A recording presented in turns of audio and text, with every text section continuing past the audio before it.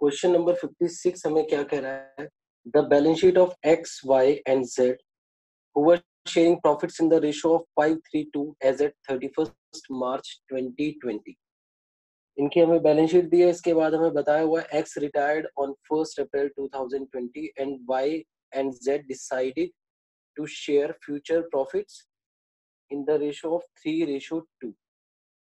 ठीक है, तो अब एक्स वाई जेड का ओल्ड रेशियो था 5:3:2 और इनका न्यू रेशियो क्या हो जाएगा रिमेनिंग पार्टनर्स का 3:2. तो वो बेटा सेम ही रहेगा. हम एक्स वाई जेड की बात कर रहे हैं. इनका ओल्ड रेशियो था 5/10, 3/10 एंड 2/10 और न्यू रेशियो इसमें एक्स रिटायर हो गया तो न्यू रेशियो क्या होगा 3/5 and 2/5. Good afternoon sir. Good afternoon Muskan. तो इसमें क्योंकि इनके रेशियो सेम है इसीलिए इनका गेनिंग भी सेम ही आएगा 3/5 3:2 ही आएगा. ठीक है, आगे चलते हैं. फिर हमें गुडविल की वैल्यूएशन दी हुई है, इसके बाद फिक्स्ड एसेट्स को डेप्रिशिएट करना यानी रिवैल्यूएशन की कुछ इंफॉर्मेशन है. सबसे लास्ट में हमें दिया हुआ है the amount to be paid to X by Y and Z in such a way that their capitals are proportionate to their profit sharing ratio.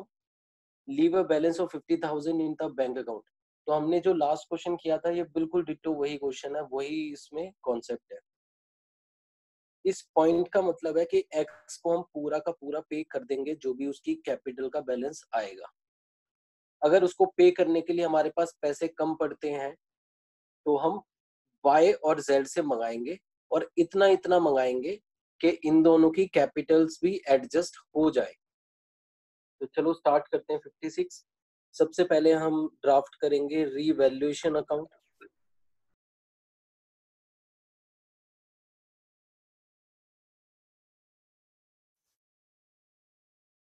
Revaluation account में है हमारा फिक्स्ड एसेट्स डेप्रिशिएट हो गए तो टू फिक्स्ड एसेट 2500 2,500. 60,000 से 57,500 के हो गए तो 2,500 का हमें लॉस हो गया.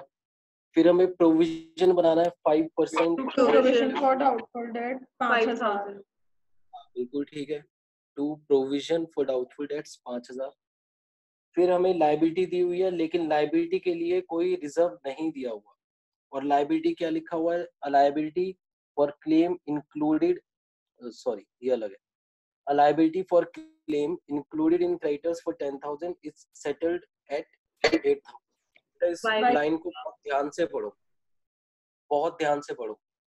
ये हमें रिवैल्यूएशन की लाइन नहीं दी हुई है, ये हमें बोल रहा है. मैं फिर से पढ़कर बता रहा हूँ, बहुत ध्यान से एक एक वर्ड पे ध्यान देना.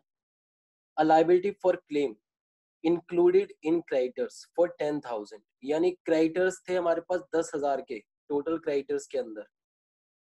उनको हमने सेटल कर दिया 8,000 में. सेटल्ड एट 8,000 यानी हमने पेमेंट भी कर दी उनकी. सेटल्ड का मतलब हमने सिर्फ रिवैल्यू नहीं किया बल्कि हमने उनको पे कर दिया. 10,000 के क्रेडिटर्स 8,000 में ही मान गए हैं.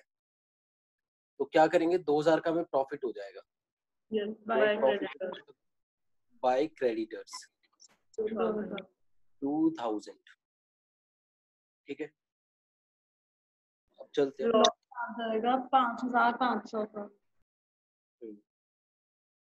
Loss transfer to X Y Z. अब सर ये जो आपने बोला कि लाइन इतना ध्यान से पढ़ो, बहुत ध्यान से, लेकिन इसमें तो कुछ हुआ नहीं. 2,000 का प्रॉफिट हो रहा है तो हमें पहले ही मालूम था. बेटा ये हमें तब काम में आएगी लाइन जब हम अपना बैंक में बैलेंस चेक करेंगे. तो अब देखते हैं कितना हमें लॉस आया. 5,500 का एक्स वाई और जेड में डिस्ट्रीब्यूट कर देते हैं. तो 2750 एक्स का, 2750, वाई का 1650 1650, और जेड का 1100. 700. ठीक है, ये हमारा रिवैल्यूएशन कंप्लीट हो गया. अब हम स्टार्ट करते हैं हमारा कैपिटल अकाउंट.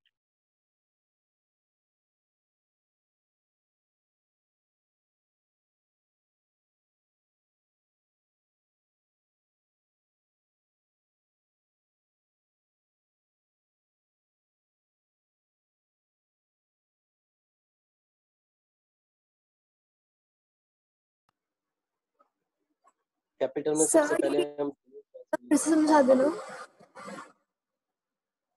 बोलो युविका।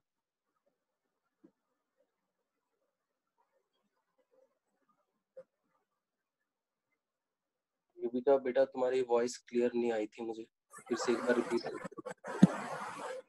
सर डी पार्ट समझ नहीं आया। डी पार्ट में फिर से समझाऊंगा, मुझे बस थोड़ा सा टाइम दो। तो हमने कैपिटल अकाउंट बनाना स्टार्ट किया, एक्स वाई जेड का 40,000, 62,000 एंड 33,000। ठीक है, अब क्या करना है हमें देखना है रिवैल्यूएशन में लॉस हुआ है तो हम रिवैल्यूएशन का लॉस डिस्ट्रीब्यूट कर देते हैं। 2750, 1650, 1100।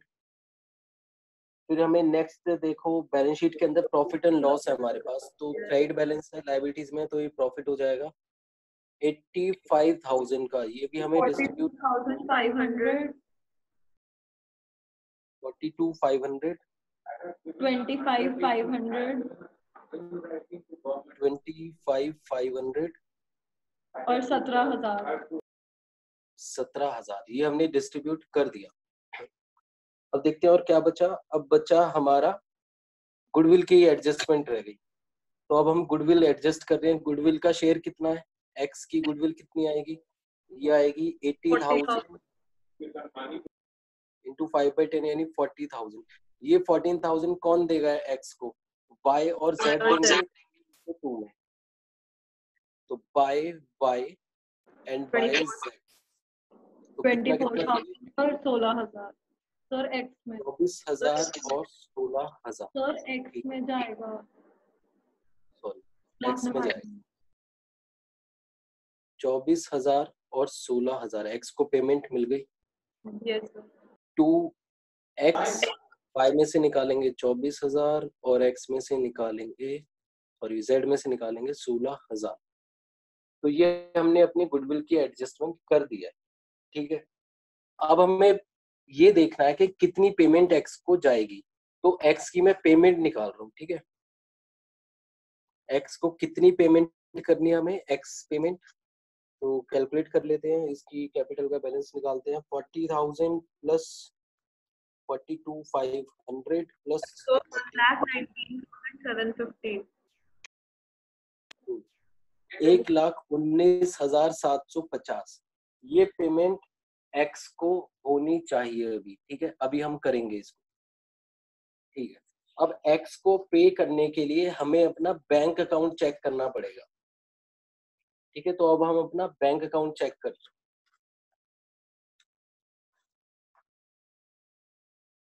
अब हमने बैंक में चेक किया तो बैंक में कितने पैसे हैं हमारे पास, बैंक में है हमारे पास 40,000। ठीक है, इसमें से मिनिमम बैलेंस कितना रखना है, मिनिमम हमें रखना है 15,000, ये तो हमें रखना ही रखना है, यानी 15 को हम यूटिलाइज नहीं कर पाएंगे, बचे हुए 25,000 का यूटिलाइज कर पाएंगे। अब आते हैं बेटा पॉइंट नंबर डी पर। पॉइंट नंबर डी ने हमें क्या कहा था, उसने हमें कहा था कि हमने 10,000 के क्रेडिटर को 8,000 पे करके उनको पूरी तरह सेटल कर दिया। ठीक है, तो ये एंट्री रिवैल्यूएशन की भी है, प्लस इसके अंदर हमने पेमेंट भी कर दी है। पहले जो हमें एंट्रीज दी होती थी उसके अंदर हम क्रेडिटर्स को सिर्फ रिवैल्यू करते थे, उनकी पेमेंट नहीं करते थे। इसमें हमने पे भी कर दिया, सेटल्ड का मतलब हमने पेमेंट भी कर दी। 10,000 के क्रेडिटर्स को 8,000 दिए और अब वो पूरी तरह सेटल हो चुके हैं। तो हमने 2,000 का प्रॉफिट तो अपना रिवैल्यूएशन पे रिकॉर्ड कर दिया था क्योंकि इतनी पेमेंट हमसे कम गई है। ठीक है, लेकिन 8,000 का कैश भी तो चला जाएगा ना बैंक में से, तो माइनस करो जो हमने क्रेडिटर्स को पे कर दिया 8,000। अब समझ में आया सबको वो पॉइंट क्या था। Okay sir. सर अब तो आंसर याद है। अब ये 17,000 का बैलेंस है हमारे पास अपने बैंक में, तो अब हम यूटिलाइज कितना कर पाएंगे, सिर्फ 17,000। हमें एक्स को पेमेंट कितनी करनी है, मैं साइड में लिख रहा हूँ तो बहुत ध्यान से देखना। अब हम वही वाला प्रोसीजर फिर से करेंगे। जो एक्स की पेमेंट जानी है वो जानी है 1,19,750। 17,000 तो हमारे पास है, ठीक है, 17,000 हमारे पास है। तो और कितने मंगाने पड़ेंगे हमें, कितने की जरूरत है, 1,02,750 की और जरूरत है। और ये ये हम किससे मंगाएंगे, ये वाई और जेड से मंगाएंगे, ठीक है, ये हम वाई और जेड से मंगाएंगे। अब क्वेश्चन आता है कितना कितना मंगाएंगे, तो इतना अमाउंट मंगाएंगे जिससे इनकी कैपिटल भी इनके प्रॉफिट शेयरिंग रेशियो में एडजस्ट हो जाए। तो अब हम स्टार्ट करते हैं कैलकुलेशन। सबसे पहले क्या करेंगे, एक्चुअल बैलेंस निकालते हैं वाई और जेड के, एक्चुअल बैलेंस निकाल रहे हैं। एक्चुअल बैलेंस के लिए हमारे पास ये कैपिटल अकाउंट है हमारा, तो पहले वाई का निकालते हैं, 62,000 प्लस 25,500 तो वाई माइनस 61,850 वाई का 61,850 वाई का और जेड का 37,900, तो 32,900, 32,900। 32,900 किसका है, ये है जेड का। तो इनकी टोटल कितनी हो जाएगी, टोटल हो जाएगी 94,700। 94,750। तो अब क्योंकि हमें total capital of new firm given नहीं है, तो हम क्या मानेंगे, इसी को हम total capital of new firm assume कर लेंगे, ठीक है। तो टोटल कैपिटल कितनी होगी, 94,750। लेकिन हम इन दोनों से कैश भी तो मंगाएंगे ना, तो ये रहा कैश, कितना मंगाएंगे, 1,02,750। अब हमने इसमें प्लस किया, plus cash to be brought in. तो कितना कैश मंगाएंगे, 1,02,750 इनसे मंगाएंगे।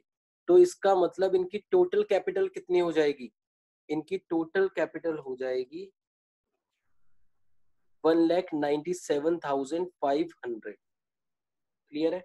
जब हम इनसे Yes, sir. एडिशनल कैश जो हमें रिक्वायरमेंट है ये मंगाएंगे, तो ये कैपिटल ही ऐड करके लाएंगे ना अपनी। तो इनकी कैपिटल 94,750 से इंक्रीज होकर 1,97,500 रुपए 197,500 हो जाएगी, ठीक है। अब हमारे पास टोटल कैपिटल आ गई ऑफ द न्यू फर्म। हमें क्या करना है, इसको डिस्ट्रीब्यूट कर देंगे प्रॉफिट शेयरिंग रेशियो में, तो हमारे पास न्यू बैलेंसेस आ जाएंगे। प्रॉफिट शेयरिंग रेशियो कितना है, 3:2। तो 197 को 3:2 में करेंगे, तो ये आएगा 1,18,500 और जेड का आएगा 79,000, ठीक है। तो अभी इनकी कैपिटल 61,850 इतनी होनी चाहिए। तो अब हम निकालते हैं कितना कितना कैश लेकर आएंगे। तो बेटा जेड तो लेकर आएगा 46,100 एडिशनल कैपिटल लेकर आएगा कैश में, और एक्स कितना लाएगा, एक्स लेकर आएगा 61,850 माइनस कर देंगे 56,650। इतना इतना कैश ये दोनों लेकर आएंगे, ठीक है। और इन दोनों कैश को टोटल करोगे ना, तो ये 1,02,750 ही बैठेगा, जितनी हमें जरूरत थी, ठीक है। तो अब मैं कैपिटल में एंट्री कर रहा हूँ। कैपिटल अकाउंट में वापस आए, हमने कैश मंगाया यानी बैंक में पैसे मंगाए बाय बैंक। एक्स लेकर आया कितना, 56,650 और जेड लेकर आएगा 46,100। अब जैसे ये पैसे हमारे पास आ गए, तो अब हम वाई को पेमेंट कर सकते हैं टू बैंक। वाई को पेमेंट करने कितनी, हाँ तो पेमेंट एक्स को करनी है। अच्छा हाँ, एक्स को हम पेमेंट कर देंगे 1,19,550। 56,650 वाई में होना चाहिए। हाँ ठीक है, 56,650 बिल्कुल ठीक बोले, ठीक है। तो हमने पैसे मंगा लिए वाई और जेड से, और हमने एक्स को पेमेंट कर दी यहाँ पर। तो अब निकालते हैं इनके सर हम कैपिटल एडजस्ट कर रहे हैं और हमें कोई इनको दी नहीं है इससे रिलेटेड, तो हम करंट अकाउंट्स नहीं यूज करेंगे। बेटा कैपिटल एडजस्ट तो हमने कैश में किया ना, हमने कैश मंगा के कैपिटल एडजस्ट कर दी ना। तो तो सर इसके हमें current ऐसा तो कुछ दिया नहीं है कि कैश में एडजस्ट करना था। लिखा हुआ है, देखो लास्ट पॉइंट पढ़ो। The amount to be paid to X by Y and Z, X को पेमेंट होगी वाई और जेड से, in such a way that their capitals are proportionate to their profit sharing ratio. यानी हम payment करने के लिए जो कैश मंगाएंगे वो इस तरह मंगाएंगे कि उनकी कैपिटल भी ऑटोमेटिकली एडजस्ट हो जाए। तो एक्चुअल में हमने इनसे इस तरह से कैश मंगाया है, इस अमाउंट में कैश मंगाया है कि उनकी कैपिटल भी अपने आप एडजस्ट हो गई। बट सर कैश तो कहीं मेंशन ही नहीं है। बेटा फिर पेमेंट कैसे करोगे? सर करंट अकाउंट से। नहीं, करंट अकाउंट से क्यों पेमेंट करोगे? सर देखो उनको पूरा पढ़ो, उसके बाद लिखा हुआ है and leave a balance of 50,000 in the bank account. तो इसका मतलब क्या है कि बैंक में 15,000 हमें छोड़ने भी हैं, तो हम उनसे कैश मंगाएंगे तभी तो बैंक अकाउंट में 15,000 छोड़ेंगे, और तभी वाई को पेमेंट एक्स को पेमेंट हो पाएगी। इस लाइन को अगर पढ़ोगे तो वो क्या कहना चाह रहा है, वो कहना चाह रहा है कि एक्स को हम पूरी पेमेंट कर देंगे, ठीक है, एक्स को हमें पूरे के पूरे 1,19,750 पे करने हैं, तो वो तो तभी पे करेंगे ना जब कैश होगा हमारे पास। कैश नहीं है तो हमें मंगाना पड़ेगा। किससे मंगाएंगे? लिखा हुआ है bye Y and Z in such a वे। ठीक है, तो इस लाइन से पूरा क्लियर हो रहा है कि वो उसने बोला हुआ है कि उनसे कैश मंगा लो। Okay sir. हमने इतना इतना अमाउंट इन दोनों से मंगाया है कि इनकी कैपिटल भी एडजस्ट हो जाए। हमने एक तीर से दो निशाने कर दिए। ठीक है, हमने कैश भी मंगा लिया पेमेंट करने के लिए जो एडिशनल कैश रिक्वायर्ड था, और इनकी कैपिटल भी एडजस्ट हो गई। तो एक ही चीज से हमने दो सॉल्यूशन कर दिए। सर सर लेकिन इसी तरह हमने क्वेश्चन 50 में किया था, उसमें लिखा है total capital of new firm will be इतना which will be in proportion of profit sharing ratio of Leena and Naresh. ऐसे है सर, उसमें भी कोई हमें उसमें भी सर इसी तरह का पॉइंट है, और सर हमने करंट अकाउंट से एडजस्टमेंट करी है। बेटा उसके अंदर हमें जो पार्टनर रिटायर हो रहा है, कौन रिटायर हो रहा था उसमें? मदन। मदन को पेमेंट नहीं करनी थी, तो इसलिए कैश मंगाने की जरूरत भी नहीं थी उसमें। Okay Madan sir. को हमने पेमेंट क्यों ना करी थी? हमने तो उसको बिल ऑफ एक्सचेंज दे दिया था, बिल्स पेबल में डाल दिया था, तो हमें कैश की रिक्वायरमेंट भी नहीं थी। ठीक है, ओके सर आ गया। ठीक है, इसमें हमें पेमेंट करनी थी उसको, तो कैश तो मंगाना पड़ेगा ना। और क्वेश्चन में हिंट दिया हुआ है कि इस तरह पेमेंट करो कि 15,000 हमारा बचा भी रह जाए बैंक में। तो बैंक में हमारा 15,000 का बैलेंस भी बच गया, और हमने पूरा का पूरा एक्स को पे भी कर दिया। और बोलो बेटा, किसको समझ में नहीं आया, किसको कोई भी डाउट हो? आ गया सर। और सब तो पूछते ही नहीं, उनको एक बारी में समझ में लगता है। हाँ चलो आदित्य, दोनों क्वेश्चंस पूछ लेते हैं सबके बदले। बेटा सबको समझ में आया? पूछने में हेजिटेट मत हुआ करो, पूछो, मुझे अच्छा लगता है जब पूछते हो तो सब।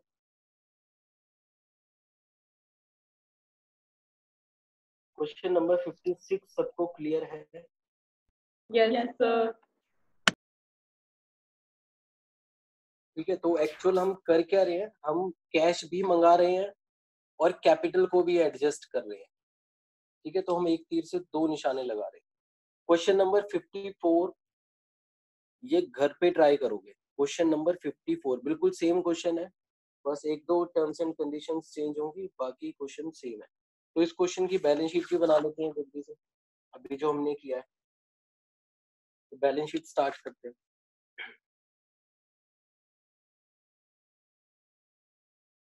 तो लेकिन वो बैलेंस शीट के लिए तो पूछ ही नहीं रहा क्वेश्चन में। कोई बात नहीं बेटा, मैं बना देता हूँ। Yes, तो बैलेंस sir. शीट में हमारे अब क्रेडिटर्स हमारे पास कितने हैं? हाँ बोलो। बैलेंस शीट में हमारे पास क्रेडिटर्स कितने हैं? हमारे पास क्रेडिटर्स थे 50,000 के, तो ये टोटल 10,000 से कम हुए हैं, तो ये 40,000 के बने। ठीक है, 10,000 से कैसे कम हुए? हमने पेमेंट 8 किया लेकिन 10,000 सेटल कर दिया 8,000 से, तो पूरे 10,000 से कम हो जाएंगे creditors. Employees provident fund same रहेगा, इसको हम कभी भी डिस्ट्रीब्यूट नहीं करते क्योंकि ये एम्प्लॉयज का पैसा है। कैपिटल अकाउंट आ जाएगा इसमें हमारा Y और Z का 1,18,500 और 79,000 इनका कैपिटल आ गया। फिर इसके बाद हमें क्या दिया हुआ है, बैंक में कितने पैसे बचे बेटा, 15 ही बचे। 15 कैसे बचे फिर से देखें, 40,000 थे हमारे पास बैंक में, 40,000 में से 15,000 हमने साइड में रख दिए निकाल के, ठीक है, ये हमारा मिनिमम बैलेंस है, तो 15,000 हमने अलग से साइड में निकाल कर रख दिए। 25,000 थे हमारे पास, 25 में से 8,000 क्रेडिटर को दे दिए, 17,000 बचे। 17,000 में हमने मंगाया कितना, Y और Z से, टोटल हमने मंगाया 1,02,750, ये मंगाया 1,02,750। तो कितना हो गया हमारे पास फ्री कैश, 1,19,750 हो गया। और फिर इतना ही हमने किसको पे कर दिया, एक्स को, हमने पे कर दिया एक्स को। ये देखो ये क्या हुआ, 1,19,750 ये पे कर दिया। तो हमारे पास जो फ्री कैश था वो खत्म हो गया, लेकिन ये जो 15,000 अलग से निकाल के रखा हुआ था ये बचा हुआ है। तो हमारे पास कैश बैंक में कितना बैलेंस आया, 15,000। फिर आते हैं डेटर्स पे। डेटर्स में हमने प्रोविजन भी बनाया था 5% का, माइनस प्रोविजन 5,000, ये आएगा 95,000। स्टॉक है, स्टॉक में कोई भी चेंज नहीं है, स्टॉक है 80,000 का। और फिक्स्ड एसेट हमारे पास कितने हो जाएंगे, 57,500, और कुछ भी नहीं है। करते हैं टोटल। सो लायबिलिटी साइड का आ रहा है 247500। ठीक है,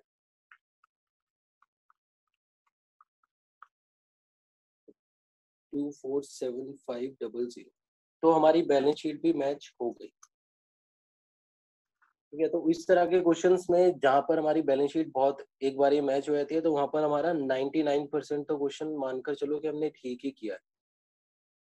ठीक है, 99% मैंने इसलिए बोला क्योंकि 1% गलती होने के बाद भी बैलेंस शीट मैच होने के चांसेस रहते हैं। ठीक है, तो बेटा हमारा जो चैप्टर है रिटायरमेंट ऑफ अ पार्टनर ये तो कंप्लीट हो ही चुका है। मैं इसमें एक छोटी सी चीज डिस्कस करूंगा। न्यू चैप्टर आज हम स्टार्ट नहीं करेंगे, लेकिन हम ये देखेंगे कि इस चैप्टर हमने क्या क्या सीखा। इस चैप्टर में हमने रिटायरमेंट स्टार्ट किया। रिटायरमेंट में इससे पहले हमने एडमिशन किया था। एडमिशन में पार्टनर्स की जो नंबर होते थे वो इंक्रीज हो जाते थे, यानी न्यू पार्टनर आता था। इसमें एक ओल्ड पार्टनर या फिर एग्जिस्टिंग पार्टनर चला गया। ठीक है, तो रिटायरमेंट का प्रोसीजर बिल्कुल सेम था। हमने रिवैल्यूएशन बनाया, गुडविल का ट्रीटमेंट किया, कैपिटल अकाउंट बनाया, कैपिटल एडजस्ट भी की, ठीक है, और फिर बैलेंस शीट बना दी। ये सारी चीजें हमने इसमें की। ठीक है, इसके अंदर हमने एक नई चीज और सीखी, वो था हमारा रिटायरिंग पार्टनर्स लोन अकाउंट। हमने ये भी बनाना सीखा। ठीक है, और हम लोन अकाउंट तभी बनाएंगे जब क्वेश्चन में रिक्वायर होगा। अगर क्वेश्चन में कोई भी रिक्वायरमेंट नहीं है लोन अकाउंट ड्राफ्ट करने की तो नहीं बनाएंगे। अब बात करते हैं कि इस चैप्टर में से क्वेश्चन किस टाइप के आते हैं। तो बेटा तो जो ज्यादातर क्वेश्चन आते हैं वो आते हैं जो अभी हमने किया, जैसे question number 50, question number 56, question number 54। ज्यादातर क्वेश्चन इस तरह के आते हैं जिसमें कैपिटल एडजस्टमेंट होती है और हमें कैश मंगाकर पे करना पड़ता है रिटायरिंग पार्टनर को।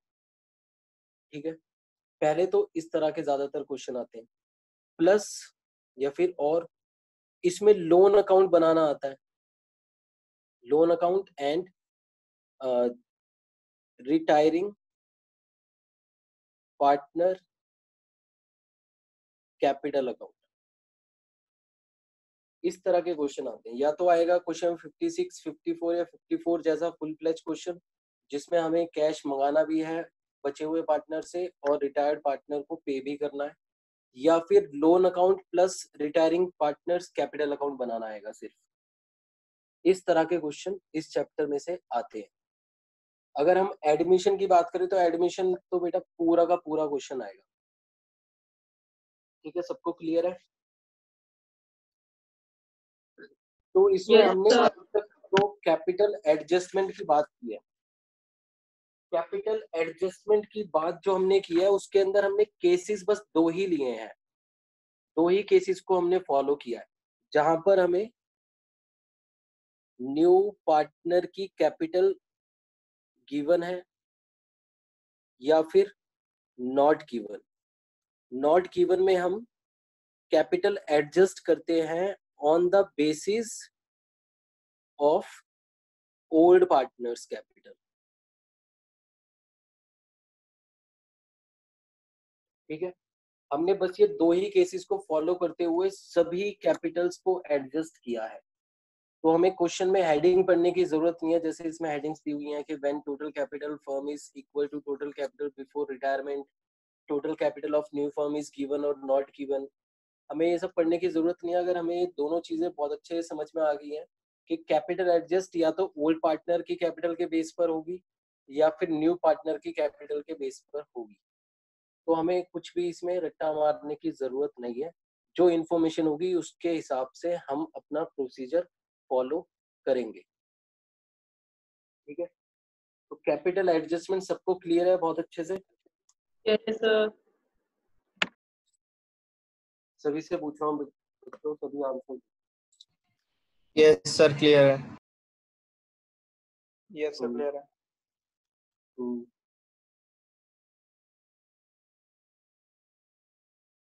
हमारा जो नेक्स्ट चैप्टर होगा, हमारा नेक्स्ट चैप्टर क्या है? डेथ। ठीक है, यानी जब एक पार्टनर भगवान को प्यारा हो जाता है तो क्या होगा? बेटा बिल्कुल भी टेंशन लेने की जरूरत नहीं है, ये बिल्कुल सेम है, बिल्कुल सेम है, डिट्टो सेम है, सेम एज रिटायरमेंट, बिल्कुल सेम है, कोई भी चेंज इसमें नहीं है। जैसा हमने रिटायरमेंट किया है बिल्कुल सेम उसी तरह के हम इसमें क्वेश्चंस करेंगे। बस एक छोटा सा इसमें चेंज होगा। छोटा सा चेंज क्या होगा कि जो रिटायरमेंट में जो पार्टनर रिटायर होता था हम उसकी पेमेंट किसको करते थे? हम for example A B C तीन पार्टनर्स हैं, बी हमारा रिटायर हो गया तो बी की जो कैपिटल का बैलेंस आएगा हम किसको पे करते थे? हम बी को ही पे करते थे, है ना? Yes, sir. लेकिन अगर ए बी सी पार्टनर्स हैं और इनमें से बी भगवान को प्यारा हो गया, डेड हो गया, तो क्या हम बी को पेमेंट कर पाएंगे? No, B sir. को हम तभी पेमेंट कर पाएंगे या तो हम बी के पास ऊपर जाए या फिर बी नीचे आए पैसे लेने, हो सकता है बी आ भी जाए। ठीक है, तो लेकिन इस केस में हम मानकर चलते हैं कि क्योंकि बी अब इस दुनिया में नहीं रहा इसलिए हम बी को पेमेंट नहीं कर पाएंगे। तो किसको पेमेंट करेंगे? हम पेमेंट करेंगे बी के लीगल हायर्स को, लीगल हायर्स यानी नॉमिनी को। ठीक है, लीगल हायर्स को जो हमारी बुक में नाम बोला हुआ है वो बोला हुआ है एग्जीक्यूटर। ठीक है, एग्जीक्यूटर बोला हुआ है हमारी बुक में। एग्जीक्यूटर का मतलब जो बी के बदले काम करेगा या फिर बी की काम को आगे बढ़ाएगा। ठीक है, तो लीगल हायर, नॉमिनी या फिर एग्जीक्यूटर सेम होता है, बिल्कुल क्वेश्चन सेम है, कुछ भी फर्क नहीं है क्वेश्चंस में, सेम ऐसे ही बनेगा, बी का कैपिटल भी बनेगा, सब कुछ बनेगा। बस जो लास्ट का बैलेंस होगा या तो हम कैश पे कर देंगे उसके लीगल हायर को या फिर हम लीगल हायर के लोन अकाउंट में ट्रांसफर कर देंगे। पहले हम पार्टनर्स लोन अकाउंट में ट्रांसफर करते थे, लेकिन क्योंकि अब पार्टनर बचेगा नहीं, वो तो रहा नहीं दुनिया में, इसलिए हम उसके एग्जीक्यूटर के लोन अकाउंट में ट्रांसफर करेंगे। और कोई भी डिफरेंस नहीं है, कुछ भी चेंजेस नहीं है। सबको समझ में आया? Yes, sir. ठीक है, तो इस चैप्टर में हम ज्यादा टाइम नहीं लगाएंगे। इसमें जो दो तीन चीजें हमें नहीं मिलेंगी वो बहुत अच्छी चीजें हैं, उसको मजा भी आएगा करने में, तो इसमें ज्यादा टाइम नहीं लगाऊंगा। कल से हमारा ये चैप्टर स्टार्ट हो जाएगा। रिवैल्यूएशन हमें बनाना आता है, पार्टनर्स कैपिटल हमें बनाना आता है, गुडविल की एडजस्टमेंट हमें आती है, इवन हमें कैपिटल भी एडजस्ट करना आ गया है बहुत अच्छे से। तो इसमें मैं डायरेक्ट उन क्वेश्चन से स्टार्ट करूंगा जो अभी तक हमने नहीं किए हैं जिस तरह के, ठीक है। तो मैं सीधा न्यू केसेस से स्टार्ट करूंगा कल, और हो सके तो हम इसको ज्यादा से ज्यादा 2 क्लासेस में कंप्लीट भी कर देंगे पूरे चैप्टर को, ठीक है। Okay sir. तो आज के लिए हम इतना ही करेंगे।